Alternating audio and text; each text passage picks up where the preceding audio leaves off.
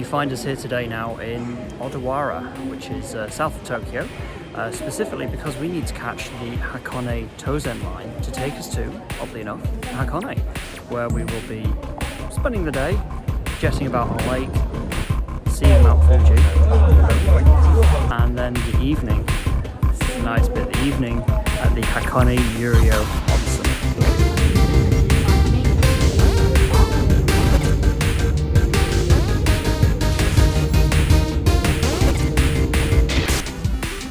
Welcome to part 2 of day 10 of the 12 days of Japan, and we find ourselves in the beautifully bookmarked Bitunnels station of Tonosawa, because we are now on our way to our onsen. Time to walk.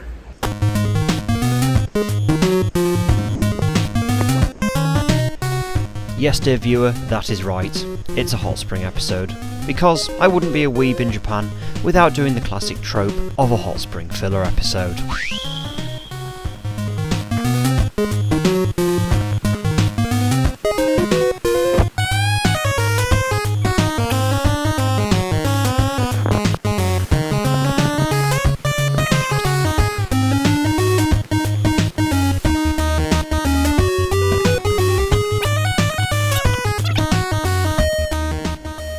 Look at the ancient vending machine.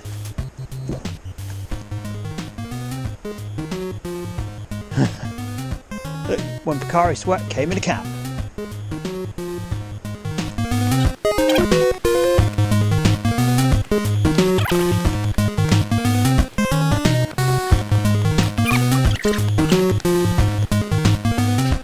And through the magic of time-lapse, we arrived at our onsen, which is just a 5-minute walk from Tonosawa Station.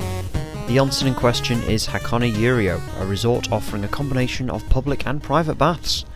And for 11,000 yen for 2 hours, we chose the Type 2 private open-air bath.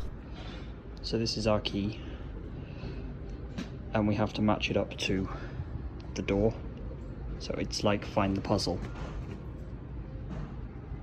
Yay! Alright, welcome to our room. It's a private onsen that we've got. So, lovely little genkan. So, shoes, they stay here. You put those on if you want to go further. Or socks.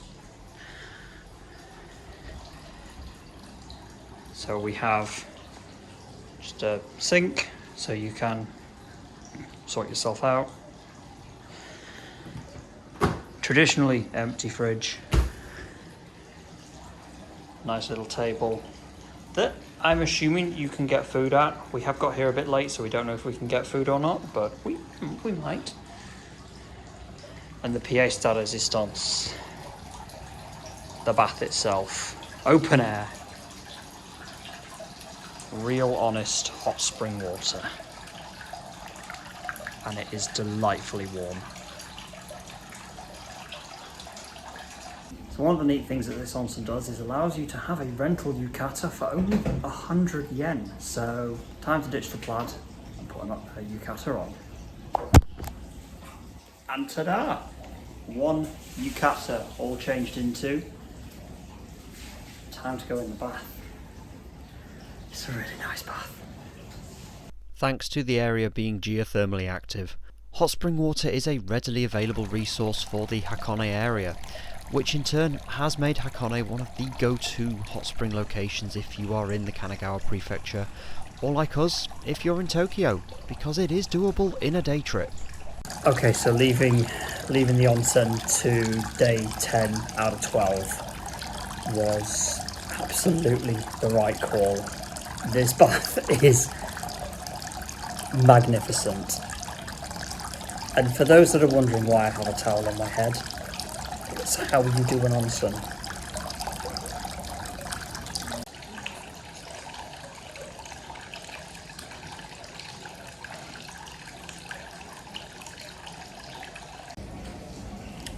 So it's recommended that you don't spend the full sort of 2-hour session we've got just sat in the bath.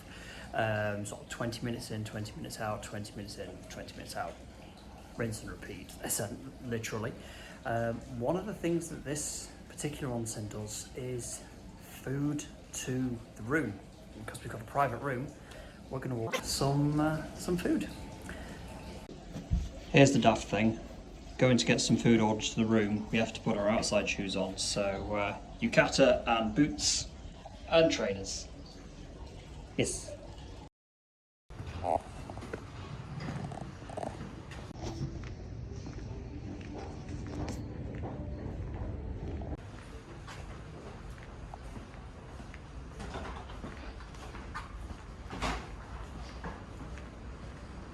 So back in the bath.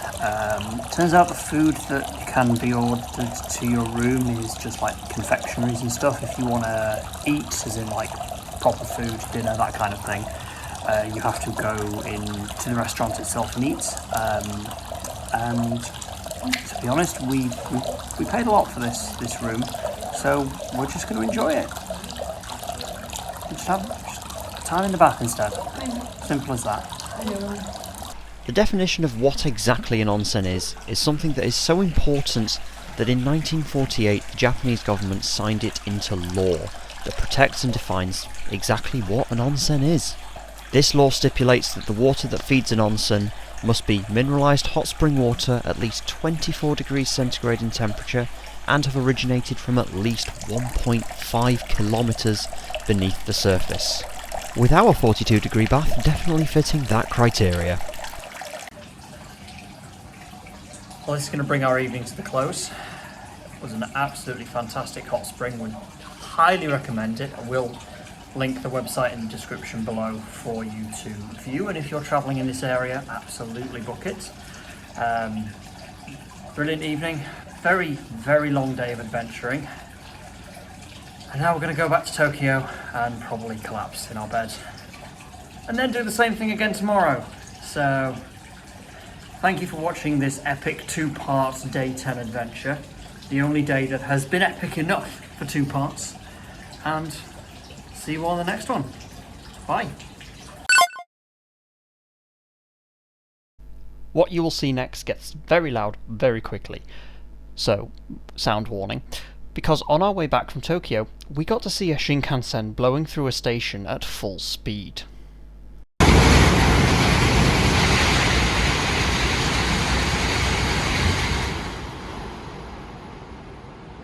Bloody Nora.